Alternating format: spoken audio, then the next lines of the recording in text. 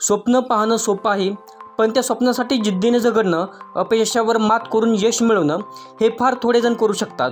परिस्थिती कितीही कठीण असली, आर्थिक अडचणी जरी आड येत असल्या, तरी खऱ्या मेहनतीसमोर सर्व अडचणी लहान ठरतात. आज आपण अशीच एक प्रेरणादायी कथा पाहणार आहोत.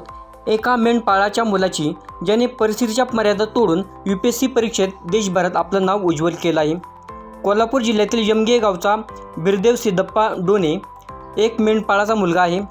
लहानपणापासूनच त्याच्या मनात IPS अधिकारी व्हायचं मोठं स्वप्न होतं.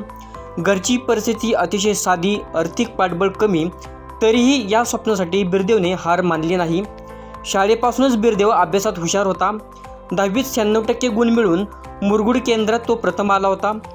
12वीमध्ये सुद्धा 89% गुण मिळवले. पुढे पुण्याच्या COP या नामांकित महाविद्यालयातून त्यांनी इंजिनिअरिंग पूर्ण केलं. UPSCसाठी मोठा आर्थिक खर्च लागतो, म्हणून वडिलांनी नोकरी कर असं सांगितलं. पण बिरदेवच्या जिद्दीपुढे सगळं फिकं पडलं.